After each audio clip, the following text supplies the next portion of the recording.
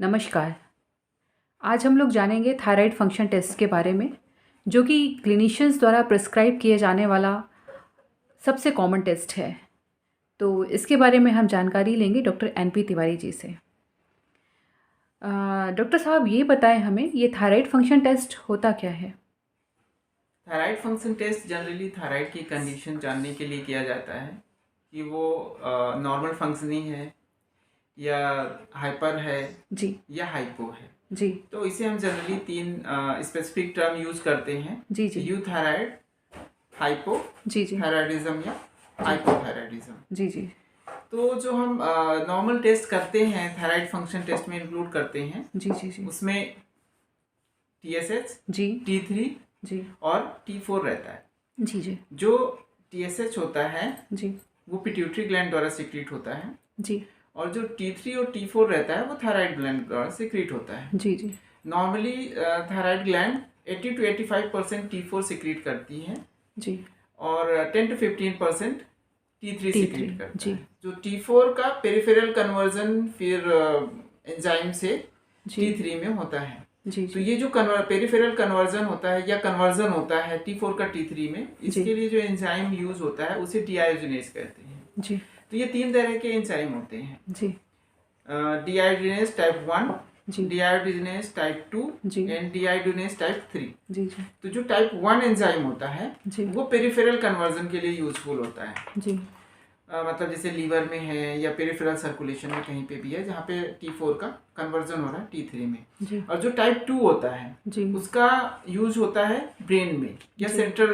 Conversion के लिए, जी। जैसे पिट्यूटरी है और हाइपोथैलेमस में है। जी तो ये जो डीहाइड्रोजिनेज टाइप 2 है, इसका इम्पोर्टेंस निगेटिव फीडबैक में बहुत सबसे ज़्यादा होता है, जी जी क्योंकि जो TSH रहता है जी और वो T3 T4 के निगेटिव फीडबैक में रहता जी है ना। और इसी तरह जो TSH के लिए एक हार्मोन जो जरूरी रहता है सीक्रेट होने के लिए, वो हाइपोथैलेमस से सीक्रेट होता है, TRH। तो TRH और TSH ये दोनों T3 T4 के निगेटिव फीडबैक में रहते हैं। जी ठीक है। फिर जब ये दोनों हार्मोन होते हैं, जो T3 और T4 होता है, इसमें से T3 जो होता है जी वो मेन एक्टिव एलिमेंट होता है इन दोनों हार्मोन्स का। जी ठीक है। और जो तीसरी तरह का डीहाइड्रोजिनेज एंजाइम होता है, डीहाइड्रोजिनेज 3, जी वो T4 को RT3 में कन्वर्ट करता है और T3 को T3 है। जी जी ठीक है। तो ये इस तरह से अपन इसको नॉर्मली करते हैं। अब इसमें प्रॉब्लम क्या होती है, जैसे जो नॉर्मल हम टेस्ट प्रिस्क्राइब करते हैं उसमें T3, T4 और TSH रहता है। जी तो जो T3 और T4 होता है वो हैवीली प्रोटीन बाउंड होते हैं। जी तो इसका क्या होता है कि जब भी बॉडी में किसी भी वजह से, चाहे फिजियोलॉजिकल वजह से या पैथोलॉजिकल वजह से, जो बाइंडिंग प्रोटीन है TBG या ट्रांसथायरिन या एल्बुमिन, जब भी इनका लेवल घटता या बढ़ता है तो उसी हिसाब से T3 और T4 का भी लेवल घटता या बढ़ता है। इसलिए इवेल्युएशन करने में थोड़ा सा प्रॉब्लम आ जाता है। तो इसलिए इससे निजात पाने के लिए आप इसमें से फ्री T3 और T4 करवा सकते हैं, है ना। तो अभी कई जगह प्रिस्क्राइब किया जाता है कि आप T3 T4 TSH की जगह फ्री T3 फ्री T4 और TSH करवाएं। उससे जो एक कंपाउंडिंग फैक्टर रहता है TBG का, जी जी जी वो आप उसको एलिमिनेट कर सकते हैं और डायरेक्ट इंटरप्रेट कर सकते हैं। जी।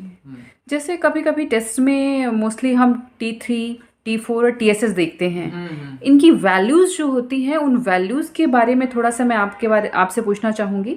जैसे कि अगर TSH लो है और T3 and T4, FT3 and FT4 ये हाई हैं लो TSH के साथ में, तो इसका क्या इंटरप्रिटेशन होगा?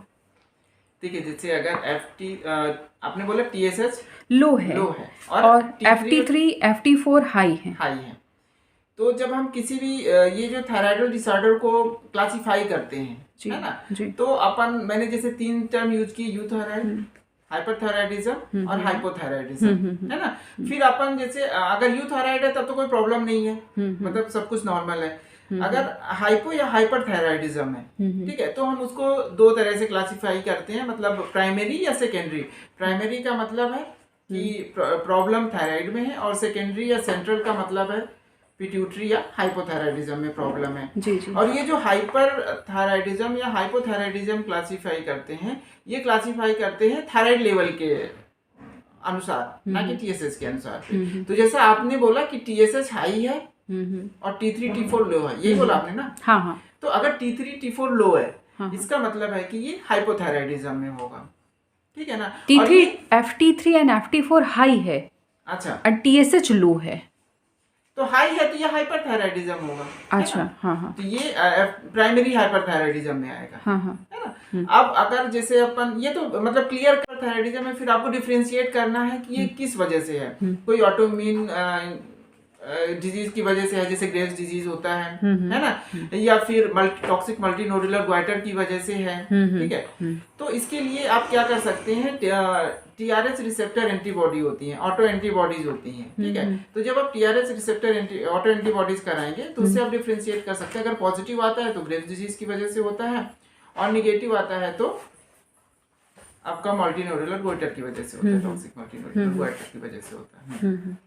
अब अगर TSH लो है और FT3 FT4 नॉर्मल है, अच्छा, TSH लो हो गया है लेकिन FT3 and FT4 normal limit में है, तो इसका इंटरप्रिटेशन क्या होगा? इसको कहेंगे कि ये सब क्लिनिकल हाइपरथायराइडिज्म है जी, ठीक है। तो इसमें आपको क्या रहता है, इसमें हाइपरथायराइडिज्म है लेकिन सब क्लिनिकल है। तो इसमें आपको पेशेंट को सर्विलांस में रखना पड़ता है कि उसका रेगुलर इंटरवल पे आप टेस्ट कराते रहें, क्योंकि ऐसे पेशेंट में ऑस्टियोपोरोसिस और एट्रियल फिब्रिलेशन होने के चांसेस ज्यादा रहते हैं, खासकर अगर वो ओल्ड एज में है तो, ठीक है। तो कई बार क्या होता है कि जब आप उन्हें रेगुलर सर्विलांस में रखते हैं तो ये कंडीशन अपने आप ठीक हो जाती है बिना किसी इंटरवेंशंस के, है ना? क्योंकि ये कई बार नॉन थायराइडल इलनेस एक कंडीशन होती है, मतलब सिक यूथायराइड सिंड्रोम भी इसे कहते हैं। इसमें क्या होता है कि पेशेंट की जो थायराइड में प्रॉब्लम होती है या थायराइड टेस्ट में जो नॉर्मलिटीज आती हैं वो थायराइड ग्लैंड या थायराइड की कोई डिजीज की वजह से नहीं, बल्कि बॉडी में जो दूसरी डिजीज होती है उसकी वजह से आ जाती है। तो जब वो अपने आप ठीक हो जाती है, जो मतलब जो इंटरकरेंट इलनेस है नॉन थायराइडल, जब वो ठीक हो जाती है तो साथ में वो टेस्ट भी ठीक हो जाता है। और अगर ये थायराइड की वजह से है तो जब आप रेगुलर सर्विलांस में रहेंगे तो ये जो अभी सब क्लिनिकल कंडीशन है वो ओवर्ट कंडीशन में कन्वर्ट हो जाएगी आफ्टर सम टाइम। जी जी जी। अब एक कंडीशन है जिसमें TSH लेवल हाई है और FT3 FT4 लो है।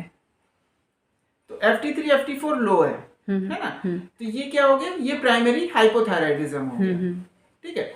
अब हाइपोथायराइडिज्म जो जनरली होता है उसमें भी ऑटोइम्यून कंडीशन जैसे हाशिमोटो थायराइडाइटिस हो गया, है ना, या फिर एट्रोपिक थायराइडाइटिस हो गया, है ना, या जैसे जो थायराइडाइटिस किसी भी तरह का हुआ उसमें जो हाइपोथायराइडिज्म वाला फेज हो गया। तो जैसे जब अगर आप हाशिमोटो थायराइडाइटिस सस्पेक्ट कर रहे हैं तो आपको एंटी-TPO एंटीबॉडी टेस्ट करा लेना चाहिए। उससे आपको पता चल जाता है कि ये हाशिमोटो है या दूसरी कंडीशन की वजह से हाइपोथायराइडिज्म। एक कंडीशन और है जिसमें TSH तो लेवल हाई ही है लेकिन FT3 FT4 नॉर्मल है। अच्छा, TSH हाई है, FT3 FT4 नॉर्मल है, तो इसको अपन कहेंगे सब क्लिनिकल हाइपोथायराइडिज्म, ठीक है। अब ये जो सब क्लिनिकल हाइपोथायराइडिज्म होता है ये एक बहुत ही इंपॉर्टेंट कंडीशन है, क्योंकि इसमें आपको एक रेगुलर सर्विलांस की भी जरूरत होती है, लेकिन कई कंडीशन ऐसी होती है जिसमें आपको अगर सब क्लिनिकल हाइपोथायराइडिज्म है तो पेशेंट को ट्रीटमेंट देने की भी जरूरत होती है।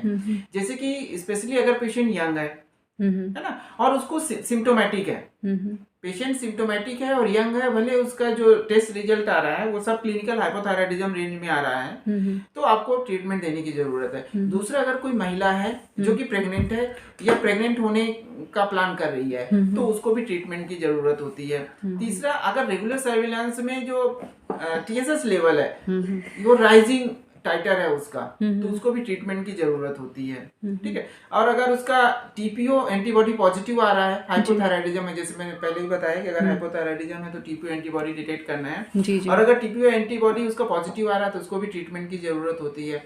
और अगर इसके साथ साथ सब क्लिनिकल हाइपोथायराइडिज्म प्लस हाइपरकोलेस्टेरेमिया है उसको साथ साथ, तो उसमें भी उसको ट्रीटमेंट की जरूरत होती है। जी जी। और अगर ये नहीं है, ये पांचों कंडीशन नहीं है और सब क्लिनिकल हाइपोथायराइडिज्म है, तो आप उसको रेगुलर सर्विलांस में रख के उसको देख सकते हैं। जी।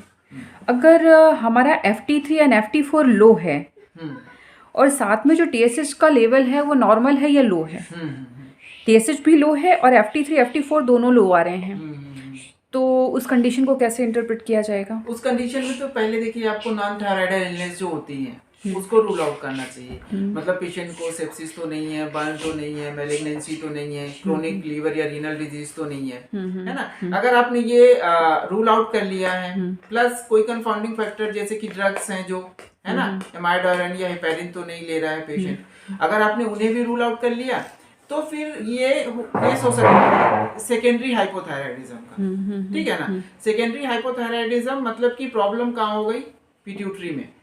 ठीक है, तो फिर आपका जिसमें FT3 FT4 और TSS तीनों लो हैं जी, और आपने नॉन थायराइडल इलनेस को रूल आउट कर लिया है जी, तब आपको एक फुल पिट्यूटरी ग्लैंड्स के जितने भी हार्मोन होते हैं उनको टेस्ट कराना चाहिए। जी, ठीक है ना, तो कहीं पैन पिट्यूटरी हाइपोपिट्यूटरिज्म तो नहीं है। जी, और अगर आपने वो किया, ठीक है ना, प्लस आपको साथ में जो एड्रिनल ग्लैंड है उसकी भी कंडीशन आपको पता करनी होती है। जैसे अभी हमने ये लो की कंडीशन देखी, एक कंडीशन ये भी हो सकती है कि तीनों ही चीजें हमारी हाई हो, TSH भी हाई हो। वो तो अलग कंडीशन है, पहले हम इस बारे में समझ लेते हैं कि जैसे अगर हमने पिट्यूटरी में कर लिया, ठीक है ना, अब अगर हमने पूरा फुल चेकअप किए हुए बिना पेशेंट को थायरॉक्सिन ट्रीटमेंट स्टार्ट कर दिया, ठीक है, तो उस कंडीशन में क्या हो जाएगा कि अगर पेशेंट को जो कॉर्टिसोल लेवल है अगर वो लो है ना, और अगर हमने थायरॉक्सिन दे दिया तो ये पेशेंट के लिए वो डेंजरस सिचुएशन हो सकती है। इसलिए अगर तीनों चीजें लो हैं तो हमें पहले पिट्यूटरी और एड्रिनल इन दोनों का कंडीशन भी देखना है कि ये किस तरह के कंडीशन में है। जी, जी।